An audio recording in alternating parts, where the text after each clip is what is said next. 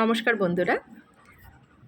Sunscreen তো আমরা অনেকেই কিনে নিই, কিন্তু কিভাবে ইউজ করতে হবে আর কতটা পরিমাণে ইউজ করতে হবে এটা কিন্তু আমরা অনেকেই জানি না। সেই জন্য সানস্ক্রিনের আমরা সঠিক ইফেক্টও পাই না। আমি কোনো ফিল্টার ছাড়াই ভিডিওটা করছি। আর সাধারণত একটা নর্মাল স্কিনে এ ধরনের স্পটস, অ্যাকনে সবারই কম বেশি থাকে। তো আমি আজকে দেখাবো এই ডট অ্যান্ড কির ওয়াটারমেলন সানস্ক্রিনটা দিয়ে, কারণ আমি এটাই ইউজ করি। তো সানস্ক্রিন ইউজ করার যেটা মেইন রুল সেটা হলো 2 ফিঙ্গার রুল। সানস্ক্রিনটাকে 2 আঙ্গুলের মধ্যে স্প্রেড করতে হবে, মানে আমাদেরকে 2 ফিঙ্গার কোয়ান্টিটিতে সানস্ক্রিন নিতে হবে। এইভাবে, ঠিক এইভাবে এতটাই সানস্ক্রিন লাগবে। এর থেকে কম সানস্ক্রিন ইউজ করলে কিন্তু সানস্ক্রিন কোনো কাজে দেবে না। এবারে এটাকে আমরা এভাবে অল ওভার ফেসে স্প্রেড করব আর গলায়।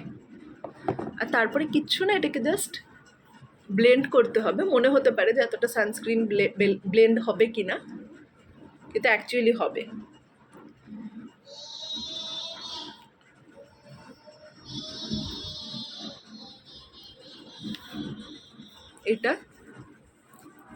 এই সানস্ক্রিনটা খুব ভালো, বিশেষ করে যাদের অয়েলি কম্বিনেশন স্কিন তাদের জন্য খুবই ভালো, কারণ এটা খুব ইজিলি অ্যাবজর্ব হয়ে যায় স্কিনে আর একটা গ্লো দেয়।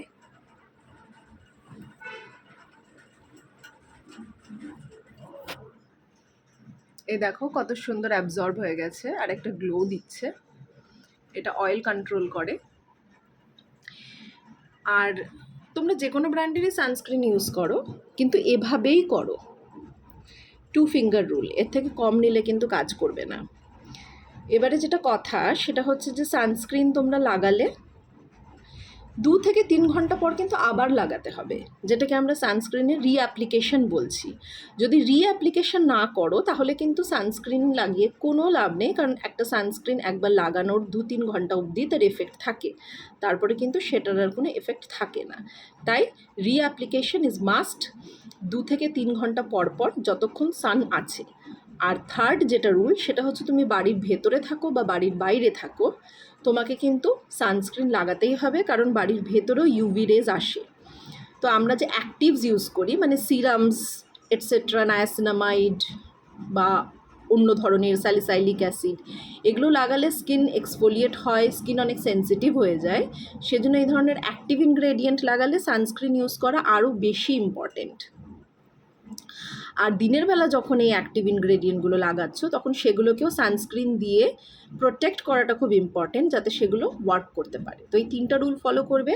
Number 1 2 finger rule, number 2 reapplication of sunscreen, and number 3 হচ্ছে inside the home, outside the home. উভয় ক্ষেত্রেই তোমাদেরকে এই রুলটা ফলো করতে হবে যে সানস্ক্রিন লাগাতে হবে। ভালো থেকো, আবার আসবো নতুন ভিডিও নিয়ে।